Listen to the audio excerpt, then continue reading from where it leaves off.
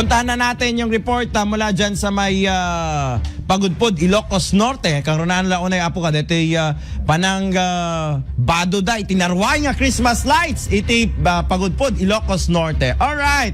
Hinta man apo, bisitahin dito ngay iliti Pagudpod. Kaya dito nga Gundawa. IFM News. IFM News. IFM News. Lokal. Idol Dennis, come in.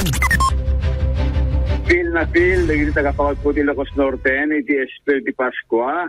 Abus mampatay ingat lang ni Idol Bernard, Maritada Pwenda, ito'y nakarandan niya ng munisipyo iti Pagudpod.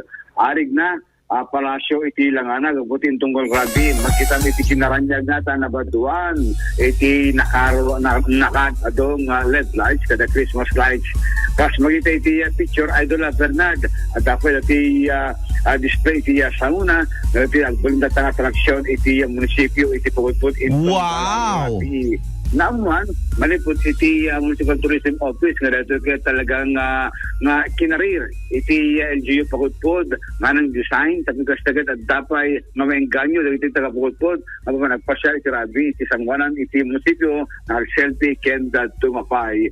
So iti agdama Idol Bernard adumatan dagiti mupan iti munisipyo kibuta barong tambayan tata iti Pagudpod Ilocos Norte kasi dumapay iti Ilocos Norte kasi iti Corimao, Bado, Lawa, Kindaduapay, munisipyo itang bayan itong Rabi, gapo iti Christmas Village, Christmas display nga in pakita dagiti nagdumang LGU iti probinsya ti Ilocos Norte.